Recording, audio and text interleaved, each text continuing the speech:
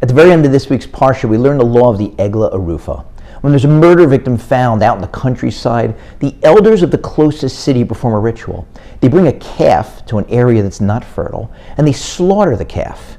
The Talmud explains that it's as if God is saying, take a calf that hasn't yet borne fruit, in other words, hasn't yet had offspring, slaughter it in an area that doesn't produce fruit, in order to atone for the death of someone who wasn't allowed to produce fruit.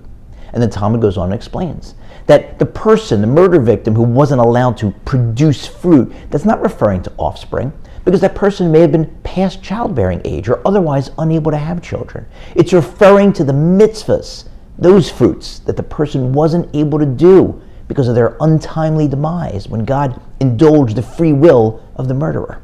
But that also begs the question, maybe the murder victim was an elderly, righteous person who had spent his or her life doing mitzvahs. So what do you mean they weren't allowed to produce fruit? They weren't allowed to perform mitzvahs. So the Talmud's teaching us an incredibly important lesson. Those mitzvahs that the person hadn't yet done, those fruits are incredibly important.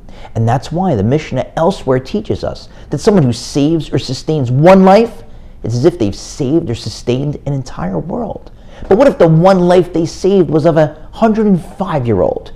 A very, very low life expectancy. How many more mitzvahs could that person have done? And the answer is, even if it's a handful, even if it's one, that's a big deal. That's saving or sustaining an entire world. And that's an incredibly powerful lesson for us right now, at the beginning of the month of Elul, the month that leads into the high holidays, teaching us the importance of today. Forget about yesterday. You may have been a great boy or great girl and done lots of mitzvahs. That's fantastic, but you can't rest on your laurels. There are more fruits to come. You have more opportunities. And if you have done the wrong thing in the past, don't fret over that. Don't worry. You've got today. You've got tomorrow. If you make a New Year's resolution in honor of the upcoming Jewish New Year, and then you carry it out, that is unbelievable. But even before you carry it out, just having made the resolution, that's already a big deal. You're already a new person. You're somebody who has resolved to work on themselves, to affect change, to improve his or her relationship with God. And even if you haven't yet made the resolution, but you've thought about it, you're also a new person. You're someone who has spent time thinking about how can I improve my relationship with God, instead of figuring out who am I going to draft in my fantasy football league, or what color am I going to paint my new kitchen or living room. Not to criticize them, but there are much better uses of your time in Elul.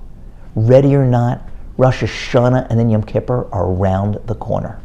Make a resolution. Think about making a resolution. You can create a new you, a new world.